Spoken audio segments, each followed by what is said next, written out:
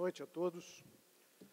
Quero cumprimentar o senhor diretor, doutor Júlio César, o senhor prefeito de Osório, doutor Eduardo, representante da OAB, doutor Pedro Menezes, professor Marcelo Reis, coordenador do curso, presidente do diretor acadêmico Carlos Martinez, cumprimentar o professor Oraides, a quem eu agradeço o convite por poder comparecer aqui em Osório, senhores professores, senhores alunos. Esse tema do empregado doméstico e a emenda constitucional número 72 parece ser um tema bastante simples, mas a matéria é constitucional, está na Constituição, desde a Constituição de 88, foram estabelecidos alguns direitos na Constituição ao empregado doméstico. Com a emenda constitucional 72, foram estendidos outros direitos. E existe uma grande dificuldade nessa interpretação, porque a matéria deve ser objeto de regulamentação, ela foi enviada, foi feito um texto de lei complementar no Senado Federal, esse texto foi aprovado, foi enviado para a Câmara fez modificações, ele retorna ao Senado, não sei se nesse período, até o fim do ano, passadas as eleições, vai ou não ser votado. Mas acho que é um tema muito importante no âmbito do direito do trabalho, que é essa regulamentação em relação aos direitos do doméstico.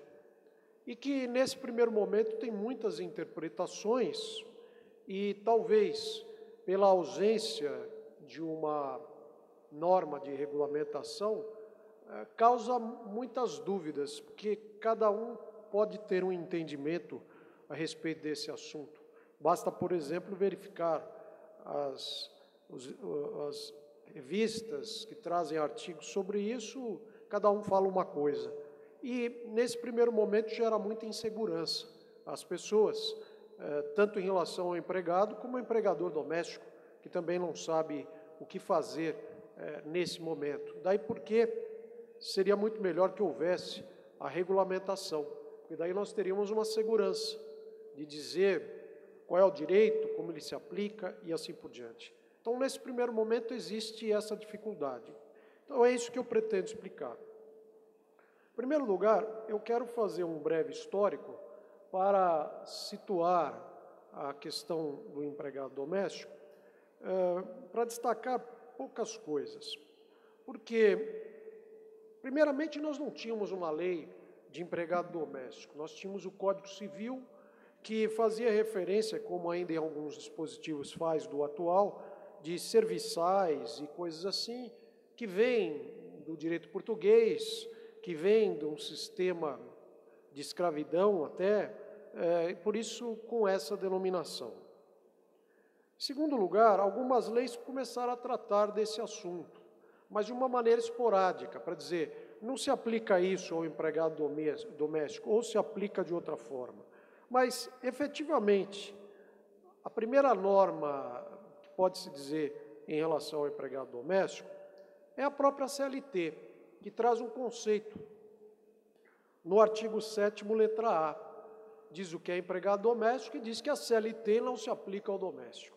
Esse parece ser um problema sério e que continua sendo sério até hoje, como eu vou insistir depois nisso.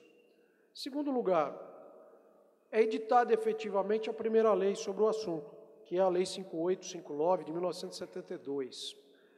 É uma lei sintética que tinha 8, 9 artigos aproximadamente. Um dos objetivos era a inclusão do empregado doméstico como segurado da Previdência Social, segurado obrigatório. Se estabelecia quais eram as alíquotas, 8 para o empregado doméstico, 8 para o empregador doméstico também, e trazia muitas lacunas. Daí vem a Constituição, em 1988, e a matéria passa a estar prevista no parágrafo único do artigo 7º, que pela primeira vez estabelece que determinados incisos, entre esses aí do artigo 7º, vão ser aplicados ao empregado doméstico. Parece que nós tivemos, quando foi editada a Constituição, uma certa aceitação, não causou, talvez, tanta insegurança jurídica. Houve modificações na Lei 5859 de 72, com acréscimos de direitos, melhoraram a questão das férias, porque passaram a estabelecer que as férias seriam de 30 dias. E daí vem a Emenda Constitucional 72, que muda a redação desse parágrafo único do artigo 7º e amplia essa redação para incluir outros incisos do artigo 7º. E esse é o grande problema, porque a ideia que é boa do legislador foi de tentar igualar direitos entre o empregado comum e o empregado doméstico. Agora, o empregado doméstico tem peculiaridades, que não são as mesmas de um empregado comum, principalmente pelo fato de que ele trabalha dentro da residência. Então, esse talvez seja o maior problema. E pelo fato de que existe um grau de confiança muito maior do que aquele que existe no contrato de trabalho de um empregado comum. Exatamente porque essa pessoa trabalha dentro da residência do empregador. Então, não posso dizer que é uma espécie de cargo de confiança, não posso dizer isso, mas eu posso dizer que é uma confiança muito maior do que qualquer outro empregado, por esse motivo de trabalhar dentro da residência do empregador. Eu acho que esses direitos do empregado doméstico têm, de fato, de ser estendidos, atendidas essas peculiaridades, como a emenda faz referência. Agora, existe dificuldade na aplicação de como está aí, sem que exista essa lei regulamentadora. Eu, particularmente, acho que a lei complementar que regulamenta esse parágrafo único foi bem feita, ela traz aspectos positivos, atende peculiaridades da relação. Evidentemente que há certas coisas em relação às quais eu não estou de acordo, mas, enfim, acho que existe necessidade dessa regulamentação. E vou mais além, essa regulamentação tem que ser feita logo, porque a emenda é de 2013, ela vai fazer quase 2 anos, e enquanto isso, certos direitos ficam difíceis de ser aplicados em relação ao empregado doméstico. Recentemente, em aproximadamente 2012, a Organização Internacional do Trabalho passou a se preocupar também com o empregado doméstico. Foi editada uma convenção nesse sentido, mas as convenções da OIT têm essa dificuldade, porque elas não podem estabelecer um padrão para todos os países, porque cada país tem a sua característica. Então, essa é a dificuldade. Foi estabelecida essa convenção. Essa convenção já entrou até em vigor no âmbito internacional, mas ela não foi ratificada pelo Brasil. E não sei se vai ser exatamente também ratificada, dada essa dificuldade da sua aplicação, da sua operacionalização. Bom, feita essa situação da legislação em relação ao empregado doméstico, é preciso destacar aqui alguns pontos. O primeiro é estabelecer o conceito de empregado doméstico, que teve uma certa evolução, desde a CLT em 43, até a Lei 5859, que é isso que nós temos no momento. Então, o empregado doméstico é como um empregado qualquer, então tem as mesmas características de um empregado comum, quer dizer, é uma pessoa física, presta serviço com subordinação ao empregador, existe continuidade nessa prestação de serviço, existe pagamento de salário, porque o contrato de trabalho é um contrato oneroso, não é um contrato gratuito, existe pessoalidade na prestação de serviço, porque o empregado doméstico não pode mandar alguém no seu lugar com uma certa frequência. Então, esses requisitos são os mesmos. Qual vai ser a diferença? A diferença é o que está na Lei 5859. Porque a Constituição, por exemplo, não faz referência ao que é empregado doméstico. E ela vai até um pouco além, porque lá está escrito trabalhador doméstico, e não exatamente empregado doméstico. Quer dizer, tem essa característica talvez mais ampla. Bom, mas os requisitos são os seguintes. Primeiro, o serviço deve ser prestado para o âmbito doméstico, e não no âmbito doméstico. Porque, desde que ele seja relacionado com a residência, vai se tratar de empregado doméstico. Não importa se o empregado doméstico trabalha dentro da casa, mas sim para a casa, como acontece com o motorista, por exemplo. Há legislações como a Argentina que excluem certas pessoas, como motorista e enfermeira, da condição de empregado doméstico. Não é o nosso caso, felizmente, porque, do contrário, haveria prejuízo a direitos desse empregado. Então, esse é o primeiro aspecto. Segundo aspecto, o empregador doméstico é uma pessoa física ou família. Então, ela não visa lucro, não é uma pessoa jurídica. Se o serviço é prestado para uma pessoa jurídica, ainda que no âmbito doméstico, nós estamos diante de um trabalho que pode ser urbano ou rural, mas não exatamente doméstico. E o terceiro aspecto, além desses dois, que são, portanto, diferenciadores em relação ao empregado comum, é o fato que essa pessoa ou família não tem por objetivo atividade lucrativa. Porque se num canto lá da casa houver uma atividade lucrativa, então não é doméstico. É como se, por exemplo, houvesse um escritório, um consultório de médico, dentista, que explora uma atividade e que o empregado doméstico também, por exemplo, faz limpezas naquele lugar. Então, essa é a diferença específica. Mas nada impede, por exemplo, que outras pessoas sejam consideradas empregados domésticos. Por exemplo, o caseiro do sítio pode ser empregado doméstico se o sítio não tem por objetivo vender o que se produz com lucro, que seria uma espécie de extensão da residência do empregador doméstico. Então, se a atividade é nesse sentido e não tem por objetivo produzir alguma coisa para vender com lucro, pode produzir, mas não com sentido de vender com lucro. Assim como outras pessoas também podem ser empregados domésticos, como, por exemplo, o marinheiro de um barco.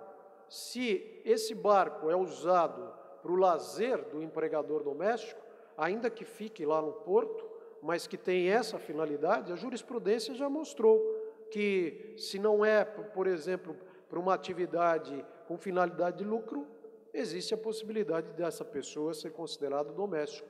E o mesmo, por exemplo, com o piloto de avião. Então, se o piloto de avião leva a pessoa com uma atividade de lazer, pode ser doméstico. Se, ao contrário, leva o patrão, mas por atividades que dizem respeito aos seus afazeres normais e não de lazer, ele não será empregado doméstico. Talvez o principal problema existente é em relação a diarista. Porque nós não temos exatamente uma previsão na CLT para fazer essa distinção entre empregado doméstico e diarista. E aqui a jurisprudência se formou no seguinte sentido: no conceito de empregado doméstico, do conceito de empregado do artigo 3º da CLT, fala-se que empregado é aquele que presta serviços de natureza não eventual. Não é boa essa afirmação conceituar pela negativa, porque eu não posso dizer assim, homem é aquilo que não é mulher, ou vice-versa. Não estou explicando absolutamente nada nesse tipo de afirmação. É por isso que a doutrina se formou no sentido de que o requisito, na verdade, é habitualidade, é continuidade, é esse o requisito que deve ser observado. E a distinção que a Lei 5859 de 72 fez, talvez por ser mais recente, de 1972, é que lá se colocou a palavra continuidade. E aí a jurisprudência passou a fazer essa distinção. Empregado é aquele que presta serviços não eventuais, e empregado doméstico é o que presta serviços contínuos. E o TST foi nessa orientação. e passou a fazer a seguinte distinção, que a lei não faz. Ou seja, quem trabalha até 2 dias por semana é diarista, é eventual. Quem trabalha mais de 2 dias por semana é empregado doméstico. A lei não faz essa distinção. A lei não diz que o trabalho tem que ser diário, cotidiano, nem usa essas palavras. Portanto, não me parece que deveria ser assim. O TST não tem uma súmula sobre isso, mas é esse o entendimento que vem prevalecendo. E engraçado foi esse o entendimento que o projeto de lei complementar estabeleceu, para dizer, empregado doméstico é aquele que presta serviço por mais de 3 dias na semana. Mas aí é a lei, está claro, é o objetivo, é diferente, não é uma construção que se fez de interpretação por intermédio da jurisprudência. Então esse é o problema, porque depende com quem cai alguém que se vá discutir se é empregado ou se é diarista, é essa discussão que vai ser enfrentada. Então, por isso, nesse ponto, o projeto de lei parece ser melhor, porque pelo menos ele resolve de vez essa questão e evita dúvidas se é empregado, se é autônomo, eventual, diarista, ou seja lá o que for, como a Previdência Social considera. Bom, mas eu quero voltar a falar do artigo 7º-A da CLT, que é o que diz: a CLT não se aplica ao empregado doméstico. Vejam bem, esse aí. Quando a CLT foi editada, em 1943, a redação desse dispositivo é original. Não existia uma lei de doméstico. Daí, em 1972, vem a Lei 5859, que não revogou expressamente esse dispositivo. Então, ele continua em vigor. Nem parece que existe incompatibilidade, porque nem todos os direitos da CLT são aplicáveis ao doméstico, tanto que a Constituição foi fazendo extensões. Então, nunca se disse que esse dispositivo foi revogado, diretamente, porque não foi, ou tacitamente, porque vem a uma lei e dispõe em sentido contrário. Vem a emenda Constitucional 72 e também não vai dizer que revoga esse dispositivo, porque essa não é a função da Constituição, não é de revogar normas. E continua a mesma discussão, esse dispositivo foi revogado ou não foi revogado? Para mim não foi revogado, porque a Constituição, no parágrafo único do artigo 7º, faz referência a uma lei específica, que atenda a peculiaridades, e essa lei não foi editada até o momento.